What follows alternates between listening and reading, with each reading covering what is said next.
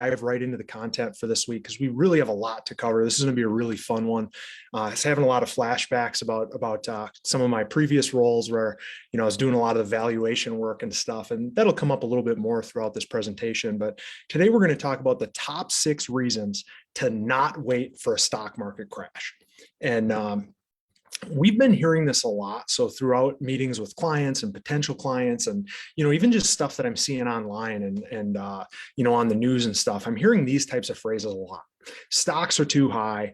I'm not comfortable buying at 52-week highs. And even the bottom one there, I feel like buying stocks right now is crazy. These are not like one-off type of things we're hearing. This is almost every single conversation. We're hearing this come up again and again and again. And I really felt like I could shed maybe a different perspective on things, and not only where the market is, where it's going, some of the valuations and some of those types of things. So we have a few more here that are a little bit, I would say maybe a little more negative, where people are saying, rather than I'm nervous to buy here, I'm hearing a lot more of this too. A crash is coming.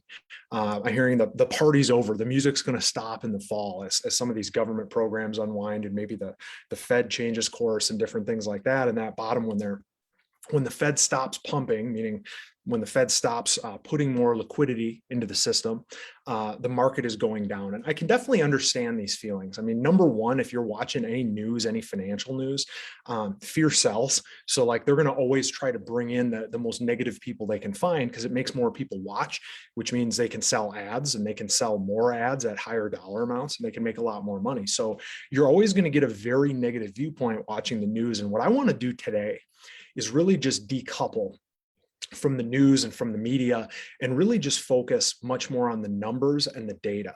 So when people say the stock market, quote unquote, like it's this cloudy, ethereal thing, the market, I think they maybe have a misrepresented view of what it really is. So hopefully this just helps clarify things. And my goal is that it really makes investing, but specifically investing in the stock market and ETFs and things like that, just much, much simpler and much, much easier to understand. Because in my mind, this stuff is not complicated, especially when it comes to stocks. So a stock is just a piece of a business. Okay. If you own stock in a trucking company, you own some tiny percentage of that trucking company, 1/1,000,000th, or, however many shares they have outstanding. If they have 10 shares outstanding and you own one of them, you'd own 10% of that company. If they have 1,000,000 shares outstanding, you own 1/1,000,000th of that company.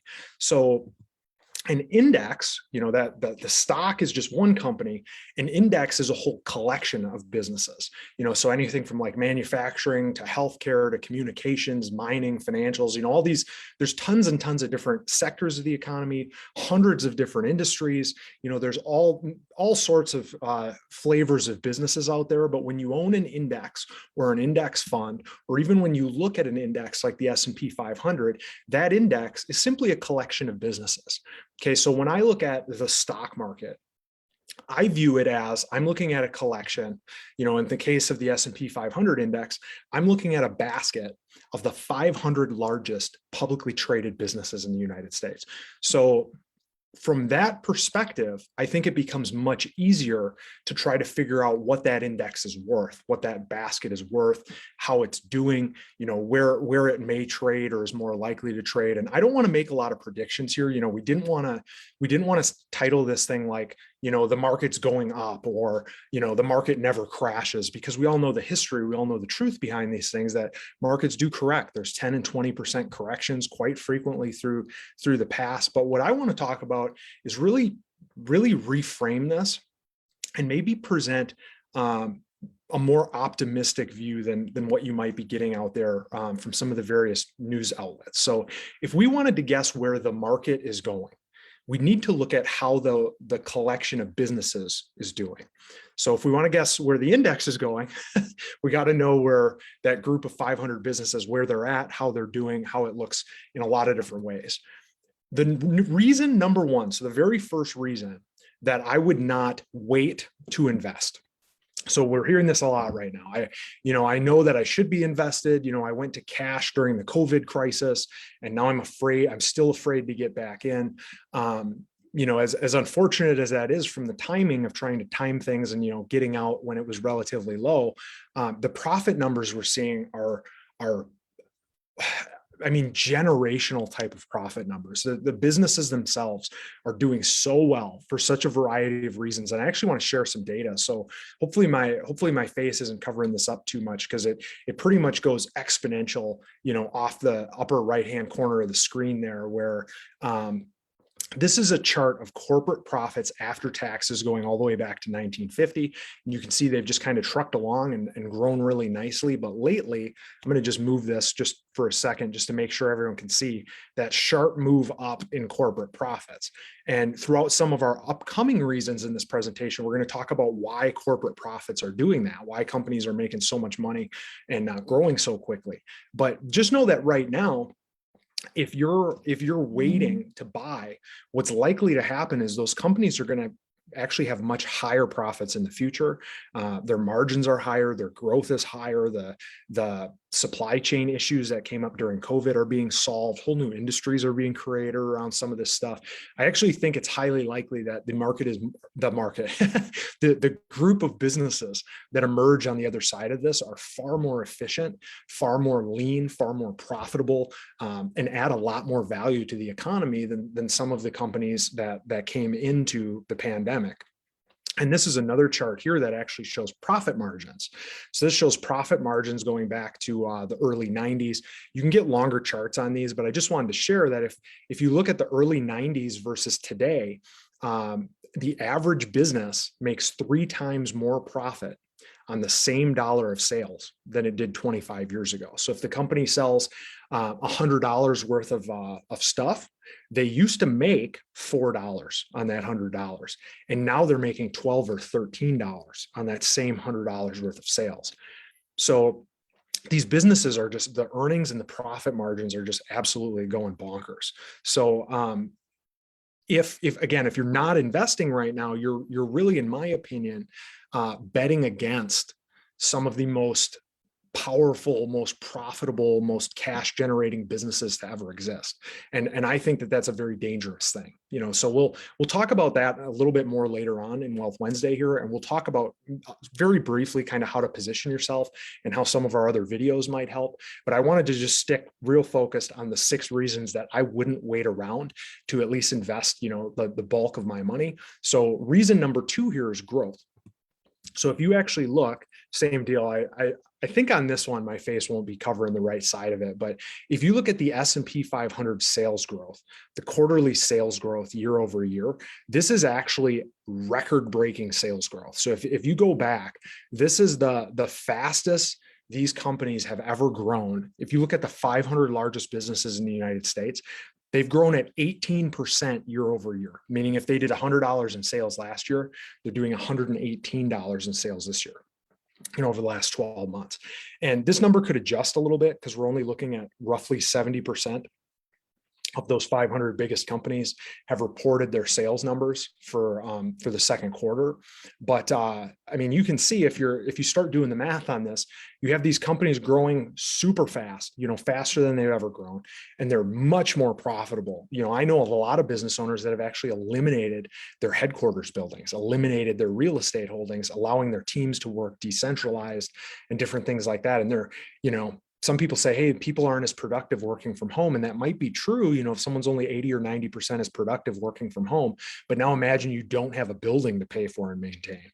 The business itself is far more profitable in that environment. So again, you can't apply some of these findings just across the board. But what you can do is look at the data across the board, and you can say, hey, these companies are growing really, really fast. And even if you look at adjusting and starting to normalize for the initial impact of COVID, I think going forward in future quarters that we're still going to continue to see far above trend growth, meaning these businesses, it's much easier for a business to grow in this environment than it was to grow in the pre-pandemic environment. But that's just my opinion. And I actually had a pretty interesting article get sent to me by a client. is off the website Zero Hedge. And the article says earnings have to grow at 3.8% in perpetuity for stock prices to make sense. And what perpetuity just means, that's just a fancy finance word that means forever. So what Zero Hedge is saying here is profits would have to grow at 3.8% forever for these prices to make sense at the current level of roughly 4,400 on the S&P. And what's kind of interesting about that is, to me, is I laughed when I saw this headline, but our clients are, and prospective clients are very concerned about this. They're looking at this going, man, I don't, can the earnings grow like that? I know they're growing good now, but what do some of the longer term trend lines look like? So I want to just back up and look at the history of earnings growth in the United States. So the last 30 years, we had a recession in the early 90s. We had the tech bubble, where it ran up in the 90s and then crashed. We had a recession in 02, 03. We had 9/11 that was in there. We had a kind of a mild recovery in 05, 06, 07. Then we had the financial crisis. And then, another economically speaking, relatively weak economy coming out of the financial crisis. And then, we had the pandemic crash. So if you look at that period, that's a very, very rough 30 years. I mean, some of the only 30-year periods that are going to look worse on a historical basis are periods like, the Depression, and periods like, maybe throughout some of the 60s and 70s as we had some other challenges kind of around that period. But this is not a rosy 30 years for the economy. And yet, if you look at how much profits have grown over the last 30 years, it's 3.8%. Okay, so long run profits in the United States have tended to grow more like 6%. And we've seen profits growing right around 5% a year, I would say, for the last 50 years or so. And then in this recent bad run, we saw corporate profits grow at 3.8%. So when they're saying, hey, profits would have to grow at 3.8% for these numbers to make sense, that makes sense to me. That's basically the market saying, we think earnings growth isn't going to be quite as good going forward as what we've seen in the past, but we still think that earnings are going to grow, and they're going to grow faster than inflation. So if you think about that, what does that mean? That would mean that you'd want to own those businesses. That would mean that this is a fair price to pay to own those businesses if you think that they're going to grow by, more than inflation. And if we actually look at the profits of the S&P 500 through time, again, I hate to do this again, but I just want to make sure that you guys see this full chart here, that the S&P profits through time, there have been dips, back here. This was a big, panic through there was World War I more back in here, but then there was a big collapse here, and Black Tuesday. So this was right before the Depression. Profits didn't actually correct for a couple of quarters after that and come down. If you look at since then, really the only major blip on the corporate profits radar is the financial crisis. If you look at the little pullback we've seen during COVID, my point being here, the S&P 500, the 500 largest businesses in the United States, the stock market, as the way a lot of people talk about it, is very resilient. If you go back and take out the Depression or like a massive financial crisis, profits pretty much just grow. They just go up and to the right. And even when things happen like COVID and different things like that, these are the best businesses on earth. These businesses are absolutely designed top to bottom to make money, grow money, put more money in shareholders' profits, and grow the future profits. And they're very good at it. And if you don't believe that, just look at some of the biggest ones out there like Amazon and Apple and Microsoft, and look at where their founders are. They're some of the richest people on the planet because they own these great businesses that grow profits and make lots of money. So I wanted to share this graph because it's a graph that I think not enough of our clients see, and not enough that I personally don't talk about enough.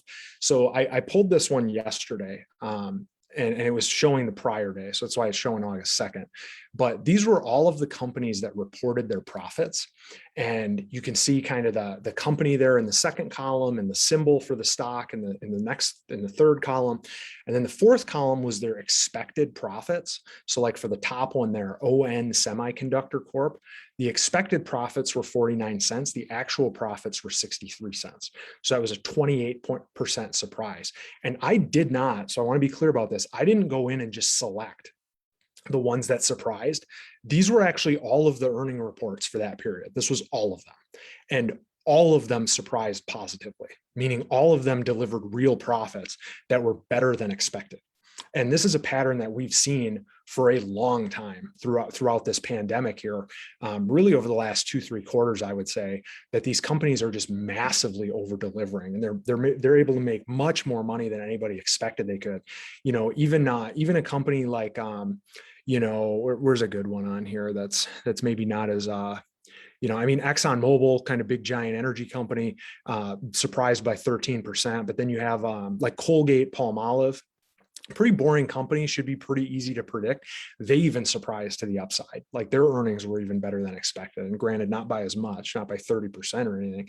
But if you go in every couple of days and check this, I mean, it's 80-90% green. Like companies are doing much better than anyone thought they would, including some of the management at those companies. And we're going to talk about people's inability to predict the future in just a couple minutes, but I want to keep moving on through the prepared stuff. So reason number 3, the third reason that I would not wait for a market crash before getting invested, is valuations. So what I mean by that is how much you're paying today for the expected profits and returns going forward. And I already know right now that a lot of people are going to be kind of mad about this section because they think the market's really expensive and high and crazy. And I just want to mention real quickly that in one of our recent videos, we did protecting your retirement from investment fraud. If you want to go back and find that in Retirement Mastery in our Facebook group, again, that's Retirement Mastery, or you can go look that up on YouTube, Safeguard Wealth Management on YouTube. If you're watching this on YouTube, by the way, thanks so much for subscribing to our YouTube channel. But in that presentation, I talked about my old life. So my old background prior to getting involved doing financial planning for individuals, I was working for you could call it a family office. Some people called it a hedge fund. I really would consider it more of like a family office, private investment shop.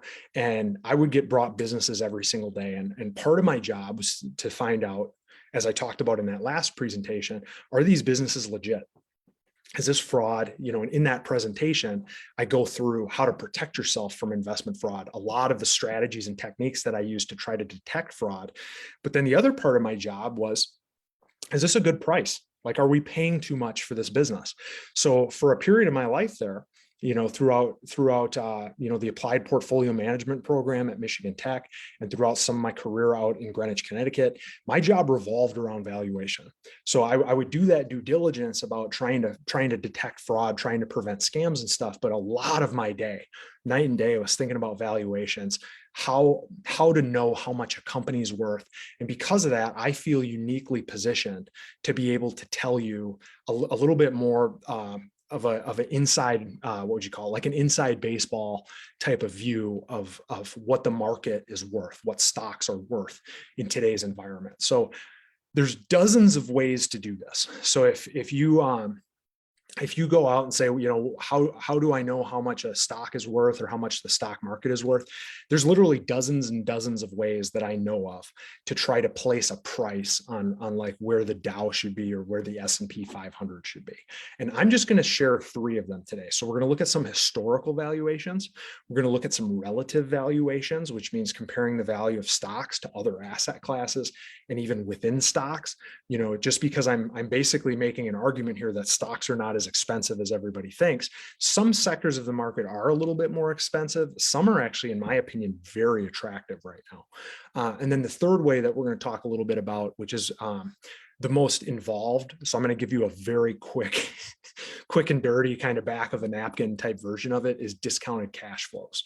So I don't want to spend a ton of time explaining the different routes. I'd rather just get in and show some historical valuations. So I've heard a lot of comparisons to the period right now being like the tech bubble, being like 1999.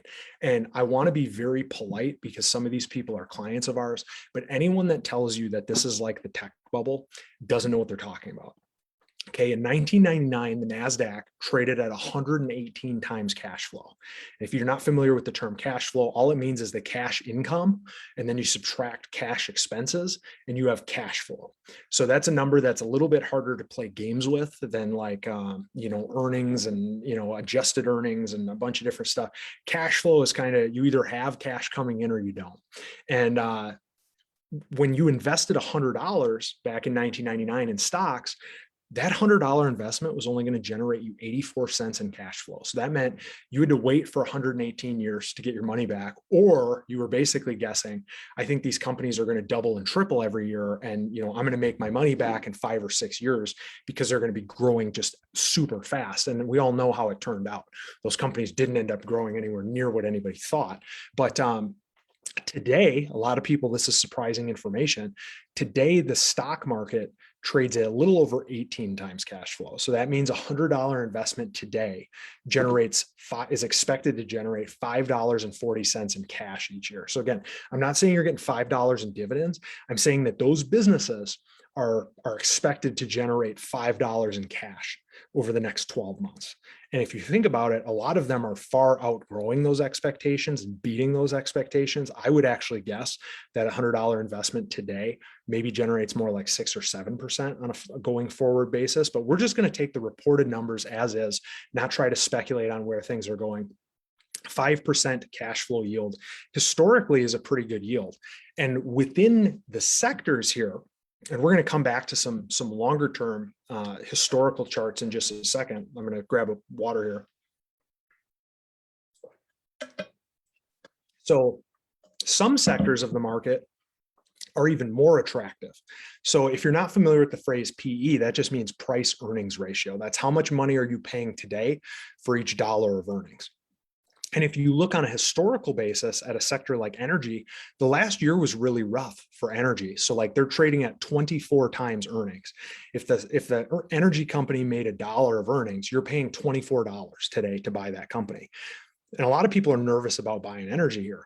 But remember how bad that year was over the last 12 months. And on a forward-looking basis, over the next 12 months, energy is actually only at 9.5 times earnings, meaning if you invest $100, your energy investment is expected to generate $10 or $11 in cash flow.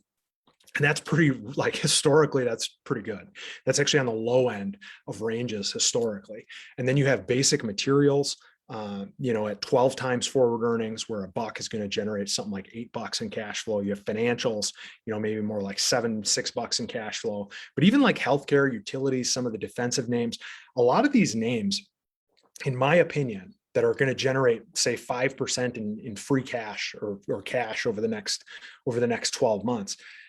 Where it really gets interesting to value these relatively is versus other assets. So we'll get to that in just a second. But I want to go back to that historical valuation. So tech back in 2000, technology and the tech sector was trading at 118 times cash flow in 2000. That was a 1% yield. The reason that was actually extra crazy, in my opinion, is that at the time, bonds were paying 5% and 6% interest. Okay, so what that means is you could have made, if we go back to 2000, you could have made 5 or 6 times more money owning bonds than you could owning stocks. So back in 1999, 2000, if you watch any of our views on like bucket strategy and how to decide on investments and different things, we would have been big proponents of bonds in the late 90s and being overweight to bonds when they're paying you 5 and 6 times what stocks are. But let's compare that to right now. Stocks are trading at 18.5 times cash flow. Cash flow yield is 5.4%. The yield on the average bond is 1.5% today. So what that means is the world has kind of flipped on its head, where now stocks are paying 3 times what bonds are paying.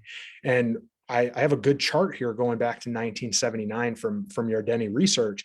So the blue line is the earnings yield of treasuries. So basically back in 81, if you put $1 into bonds, they paid you 15 cents in interest. And you can see that blue line just slowly kind of erode down to where today they pay you 1.5%. So you make $100 investment, they pay you $1.50. Well, then look at the red line. That's the earnings yield on the S&P 500, which stands, like we said, around 5%. And look at how much more that is. And not only that, but how persistent it's been. What this chart is basically saying is that since about 2002, a rational investor looking at valuations through a screen of what's going to pay me the most money, not where do I think prices are going, but like which one is going to generate the most cash, over the next over the next 12 months, that investor since about 2002 should be in stocks, should have been in stocks.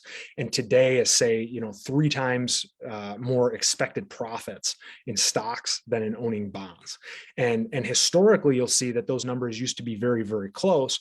And over time, on a relative basis, stocks have basically become much more attractive. They're paying out much higher profits than they ever used to. And my point being, if you've been around us for more than a couple weeks or something, you already know where I stand on this. I think bonds are ludicrous. I think anyone owning a bond right now, totally crazy, out of their mind. And besides maybe short-term bonds, if it's like a place to park in like a money market or something like that, because you have a big purchase coming up or you're building a home, that's a different thing. But in my book, the new 60/40 that you can grab on Amazon, or you can shoot me an email, Tony@safeguardinvest.com. I'd be happy to email you over a copy of the ebook. But I go into a lot more detail on bonds, why you shouldn't own bonds, why I think they're one of the riskiest things and most expensive things out there. But I don't want to go too much off the rails here. I want to make sure that we're still talking about stocks. And one of the most interesting statistics in this entire presentation, I think, is this one right here. For stocks to be as expensive as bonds, the S&P would need to be at 8,766. Okay, so if you put that in Dow terms, the Dow would need to be at like 70,000 for stocks to be as expensive as bonds are right now. And just keep that in mind. And I told you I was going to give you a discounted cash flow valuation as well. So this is a little bit of a oversimplified version, because you guys will glaze over and fall asleep if we go too much into discounted cash flow. This is my favorite way to actually value an asset. Theoretically, it should be the best way to get the price of what a business is worth. And I'm going to take a shortcut and use a dividend discount model. There's other models, though, present value of future cash flow models and stuff. But like I said, I don't want to bore you guys to death. So here's a chart that shows the dividend payouts of the S&P 500. And what surprises a lot of people is how stable and consistent it is. So if you own stocks for the last 100 plus years, the only real big drawdown in your dividends was 1919, 1920, 1921, where your dividends would have about cut in half.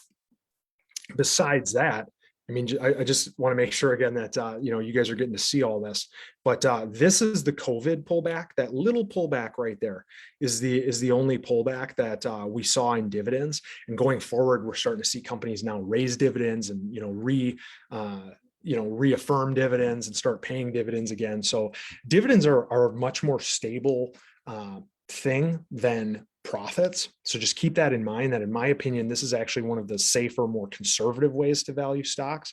And that being said, if we take the dividend discount model and look at the S&P this year is expected to pay $57, $58 in dividends. And then R just means cost of equity. So without getting too theoretical on you, we can make a big table and look at a whole bunch of different numbers and reasonings behind them. But I'm using the 0.06 number from Aswath. I'm going to mess his name up, but Demadaran from Stern School of Business at NYU. And he's, even though I struggle with pronouncing his name, he's I don't know the best example. He's the Tom Brady of valuation. I mean, he is the best guy on earth, in my opinion, at valuing things. He teaches the smartest people in the world how to value businesses. And he says that right now, that's a discount rate that someone should be using on equity. So 0.06 and the historical growth rate. So if stocks just get a historical growth rate of like 5% that we've seen, the S&P, to be a fair value, would need to trade at 57.87. Okay. And if you're more bearish and you think, hey, I don't think these companies are going to grow as much going forward, maybe like a 4.5 or a 4% type of number, you're still going to get numbers very close to where the market is right now. Meaning that, again, the point I want to make here, I'm not saying that like stocks are super cheap. You should go, massively all in on stocks or anything like that. I'm more trying to make the point that they're not crazy expensive. If anything, I would say they're slightly undervalued. I think there's a lot more room to run, which we're going to talk about in just a second. But, and actually, let's just go for that. So reason number 4 that I would not wait around to start becoming more invested in stocks is all-time highs. And a lot of people, this is another mind blower, but there's some studies out there that look at all-time highs. And what they tend to find is that, every red dot here is a new all-time high for the S&P 500. all-time highs tend to lead to more all-time highs. So, you can kind of go through historically and look at these. They tend to come in streaks and in runs, and sometimes you get some pullbacks and stuff, but really a lot of the pullbacks you're going to see tend to be a year or 2 years off an all-time high, where the market's just kind of chopped around and been rough for a little bit. And then you kind of see the big pullbacks, people get so worried about being at all-time highs when statistically, I'm going to show you here a strategy that was a very well-known strategy. And you got a lot of people watching this right now are going to think it's crazy. I'm not saying to do this strategy. It's not advice. It's not a recommendation. But all you do is at the end of each month, you pull up the S&P. And if it's the highest value for the S&P ever, then you hold stocks for the next month. And if it's not the highest ever, then you just sit in bonds. Okay, so this is a very well-known strategy amongst the quant nerds like Eric and myself and some of these other guys. But they ran that study all the way back to the 1920s, and here's how the graph looks. The buying at the all-time highs massively outperforms just holding the index. And if you know us and have been watching our stuff and have read my book, the new 60/40, that I'm more of an indexer personally. But I'm just trying to make the point that all-time highs, if you look at the data, you should actually be more willing to invest at all-time highs than you are when we're not at all-time highs. And that's very counterintuitive, but I'm just telling you, the data says if we're at all-time highs over the next month, 3 months, 6 months, 12 months, the market generally produces many more all-time highs than when we're not at all-time highs. So the study, when they took it all the way back to the 1920s, Meb Faber, CFA, he says it turns out it's a pretty damn good strategy, better returns than stocks, lower volatility, and way lower drawdown. So again, what he's saying there is, from a statistical perspective, one of the safest times to buy is at the all-time highs. And I know that sounds crazy, but again, I'm just trying to make some statistical cases to you why I would be more willing to be invested now rather than waiting around, for a big pullback in the market. Reason number 5. This is a really critical one. People are really bad at predicting the future. Okay, this doesn't mean you're really bad at predicting the future. All of us are bad at predicting the future. I'm bad at it. Eric's bad at it. Whoever you think is the smartest guy out there at predicting it. The historical track record of most people in economic predictions is terrible. And I don't care who the person is. The very best investors in the world, Warren Buffett, Charlie Munger, different people like that, they won't even make market-wide predictions. They're just unwilling to do it. They don't believe they can do it. And if we look at the historical stuff out there, I'm going to just go through 10 years here. So this is from 2010 to 2020, picked out one stat in each year or one headline. So 2010, US stocks are back in bubble territory. That was from Business Insider. 2011, the stock market looks like the tech bubble of 2000 all over again. 2012, Robert Shiller eyes another tech bubble. 2013, Nobel Prize winner warns of US stock market bubble. That's from CNBC. 2014, time to worry about the stock market bubble, New York Times. 2015, fears grow over US stock market bubble. That's from the Financial Times. 2016, is the stock market in a bubble again? CNN Money. 2017, is the stock market a bubble? USA Today. 2018, epic market bubble ready to burst, CNBC. December of 2019, US stock market is a bubble, from Forbes. And then November of last year, legendary investor is certain we're in a bubble. And we're seeing more and more of these types of headlines, and they're getting more and more extreme to try to pull in eyeballs. But we all know what the market's done over this period. It's gone absolutely gangbusters, and we're going to show some kind of longer term charts here. But I wanted to call attention to one of the most famous examples of this. So this was Ray Dalio. He was talking to Pension and Investments magazine in 1995, and he said, "I think we're approaching a blow-off phase in the US stock market. Price acceleration on the upside is preceding a significant correction, 20% beginning over the next 18 months. And remember, this is 1995. And Peter Lynch echoed the concerns in an article in Worth magazine in 1995. He warned that not enough people are worried. Okay. And if you go back and look way over on the lower left here, that's where they made the call that the market was in a radical bubble and that, everything was going to crash and we're going to see a big pullback and it was a really bad idea to invest. That was back there. Here's where the market ended up. So it actually almost tripled from where those two guys made that prediction. If you don't know who Ray Dalio is, he's considered one of the best investors of all time. Peter Lynch, again, considered one of the best investors of all time. And even those two were off by almost triple. Okay, so $100 invested on the day they said not to invest became $260. I want to make sure I said that right. $100 invested when they said it was going to crash became $260 before the pullback started. And even after the pullback, you still were higher than you were at the time that they made their prediction that everything's going to crash. So the market went much bigger, ran much longer than they ever predicted. The pullback was much smaller than anyone predicted. And I can pull up another 50 articles from here from 2001 and 2002 saying why the market's going to continue to trade down that were just flat out wrong. Those were the lows. We never saw those values again. We just raced from there.